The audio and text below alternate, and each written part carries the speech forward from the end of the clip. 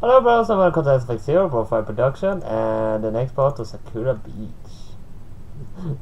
This is on a new computer I'm doing Sakura Beach on now, so it's gonna be a little different. It was a hell of a hard time actually catching up to the story where I were, because the game is so similar. Start corner right here, I need to turn up the sound. I still have the little picture. Now turn off the music, sound half, ambient volume 25, kind of. Alright. Load. I don't know, actually on the beach, it's still too high. Let's just turn off ambient. I am relaxing on the beach, it gives me plenty of time to think. Well, to think and daydream. With these two around, I haven't had much time to myself. Momoka has done her best to try to stop me from daydreaming too. I think both of them are trying their best to get my attention here. Why they would be doing that is beyond my comprehension.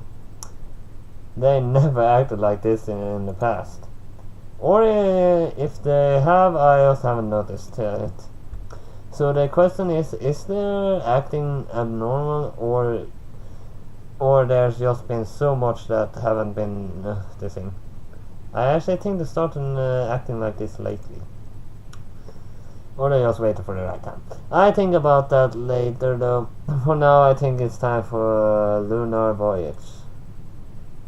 I picture myself walking across the surface of the moon, its white stone illuminated by the sun. Earth, in all of its green and blue splendor, sits on the sky, looking down at me like a clouded eye. And much as I dream about space, I often forget about the beauty of the planet I'm living on. Thousands of spaces, billions of people, countless stories, countless mysteries. I would like to be able to actually look on Earth like this one day. From some faraway planet or moon, just reflecting on the world I left behind. Perhaps I should become an astronaut. Given how much I love space, it would make perfect sense, wouldn't it? Just imagine one day space travel could be real. Steady, come on. I open my eyes to see Momoka standing over me. You're not going to have any fun there. Come on, the ocean. Looks like I don't have a choice. He already seized me by the arm and is dragging me to the water. In fact, she's gripping my arm enough to make it feel like I'm going to snap. Now then, is there something something I'm forgetting about? Where is Ayumi? Ayumi was here a minute ago. Oh, there she is. I'll be back in a minute, said he. Momoka dives after the black shape in the water. After a few moments, she emerges again, pulling out a dazed-looking Ayumi. Are you having fun, Ayumi? Don't you just love the beach? I know you do. I do. Ayumi seems to wake up a little bit then. I thought I was done for. Oh well, it can't be helped. I guess we need to do those lessons sooner rather than later. Sounds fine to me. She managed to say that before fainting again. We probably should get her somewhere where she can rest. I'm going to head back. But I want to stay at the beach for a bit longer. I guess she could rest on the beach. You go and have fun, Momoka. I keep an eye on her. Thank you, said he. You're always so selfless. I'll be back before you know it. As I drag Ayumi to off the sea, Momoka continues to merrily dive through the waves. The two are akin to the sun and the moon. I already got to stop making comparisons to space now that I think about it. It's going to become a bad habit if I'm not careful. I didn't really feel like doing much else today. She's decided to head back to the hotel. I think I just as well. She has a really rough time in the surf. She made me swear that I would give her swimming lessons when I got back, though. She really was determined today, wasn't she? To think she keep going out there despite not being able to swim at all. Anyway, said he, we should get here something to eat on the way home. After all, swimming is a lot of exercise. I can already feel my stomach growling at me. Same here. She quickly gets through her meal before I can even get started. As I eat, I can't help but notice a strange look on Momoko's face. She wanders off from the table. I found Momoko standing by herself on the other side of the shack. Moko, what are you doing back here? I said I just wanted to have a moment to myself. Just think about something, that's all. About what? Just things, I guess. She looks towards the ocean with a glint in her eyes. You haven't spent any time with us at all lately. Yeah, I'm sorry about that. I'm trying my best to get my grades up now. Right. You wanted to study physics, don't you? Yeah, I wanted to become an astrophysics. I figured that it would be fun to work out how the universe works. I'm so happy that you're ambitious. Her smile fades slowly though. But I must admit, it feels like you've been avoiding me lately. Really? Sorry, I've been a bit of a hermit lately. I forgive you, silly. Now that I think about it, I haven't been just us three for a very long time. Not since middle school. When we went on that school trip, I don't know how to put it. It felt like you've been out of reach. You're always somewhere else you always have been. She's not wrong. I'm the eternal daydreamer. My body is here, but my mind is always somewhere else. You just remember to visit your friends every now and then, said he. I worry about you a lot, so it'd be nice to get some reassurance now and then. Don't worry. We always stay in touch, won't we? I promise that after the exams are over, we spend plenty of time together. That was the point of the trip, wasn't it? Yeah, you're right. You took time out so you could come here with Ayumi and I. And I'm really glad that you did. But please promise me that you aren't going to disappear on us. With that said, let's have the most fun we can while we're here. She's starting to cheer up now. On another note, what the flavor ice cream is best? Oh, minty. Definitely mint flavor.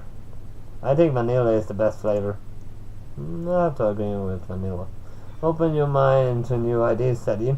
Here we're going to get you a coffee ice cream. But I don't really like. What did I just say about trying new things, Eddie? Fine, fine. We go get that coffee ice cream. But I want you and Yumi to try something with me in return. You got the deed, Sadie. We do anything. She leans in uncomfortably forward, locking her chest out while she does anything. Like what? Use your imagination. Now then, there's no escaping destiny, Sadie. We have time to read more. After the shag, we end up heading back to the hotel's pool. Ayumi comes down from the room. She looks appreciative about getting back into the water. So Ayumi, are you ready for swimming lessons? Well, I'm tired at the moment, but I suppose I could spend some more time with you. With me? Well, what are you talking about? It should be a privilege for you to teach me. Don't think I'm doing this because I want to spend time with you or anything. Of course. But you have to get in if you want to learn. She takes the old step into the water. It's not really as rough as the beach with the waves and people, but I imagine she isn't very fond of water. Especially after today. She's nearly been taken out of the several different waves. Okay, so we're going to work on paddling first. I'll take her by the hands and guide her to the deeper part of the pool. Do you have a to hold my hands? Why? What's wrong with it? Oh, nothing wrong with nothing at all. She says that, yet she's becoming bright red. I don't even understand why people blush like that in no embarrassing situation. It's just another one of those things which I never understand about Ayumi.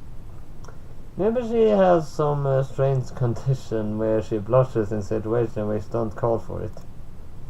I hold her by her hands tight as I paddle her feel across the water surface. Her technique is awkward and sloppy, but I think she's getting the idea now. She hasn't stopped blushing since I took her hands, though.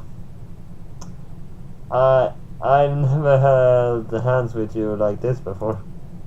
It's nice. Didn't we used to hold hands when we were adventuring through the forest together? You, me, and Momoko. This isn't quite the same as that. Your hands. They're soft, they're hands of someone gentle. You always turn the other cheek whenever I called you an idiot.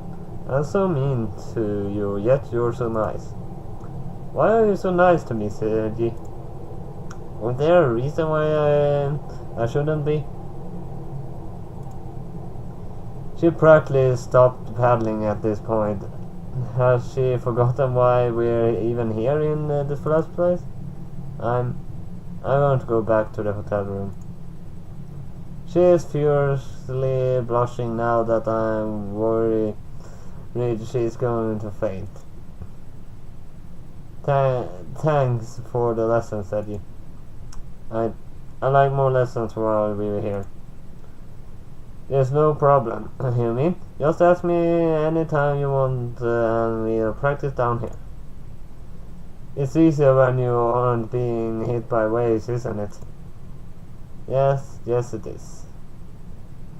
She suddenly looks really, really happy. Happier than I think I've ever seen her before. Was not being able to swim bothering her that much? Is that why she is so happy? I don't really understand why she started talking about holding my hands though. It's pretty obvious. We still have time. What the hell is the clock stop? I have to check that. No, it hasn't. I come back up into the hotel room after a while. Ayumi and Momoko are nowhere to be seen. I'm guessing they're hiding out in their room again. It's obvious that they're also hoarding all of the snacks they brought in that room. I guess it is part of their evil tactic. They probably stay in there the entire time they're in there, just so I can't get my snacks back. I'm not planning to enter there. Hey, you remember Momoko? What is it, Sadie? Don't you want to see us in our lingerers again? At least you're asking permission this time. No, I don't want to see you in your lingerers. Not even a little bit? I wanted to know if you two wanted to go stargazing tonight. I brought my telescope too, so I really want to show you guys why I love space. Stargazing? Just us three? Yep, just the three. I know an amazing place to do it too. You two will love it. I can hear some whispering happening behind the door. I can't hear what they're talking about though. They must be debating the idea among themselves. Sounds good, said you. We just need to get dressed. So my previous assumption were correct. They stay in the lingerers while they're in that room. Okay, just let me know when you're ready to go. I better go get my telescope. Tonight I'm going to show them the stars in all their glory. They started taking their time getting prepared. With no warning at all, they burst through the bedroom door. The door hits me in the face with enough force to break bones. I send them sprawling away for their crashing into the wall. We're ready to go, Sadie. Sadie? Why are you lying on the floor like that? No reasons. One day they're going to kill me. I'm certain of it. How typical of you to be doing something completely ridiculous for no reason. Come on. You wanted to show us something, right? Yeah, just a moment, please. I swear that I can see a cloaked figure behind them. Well, this will be enough time for now.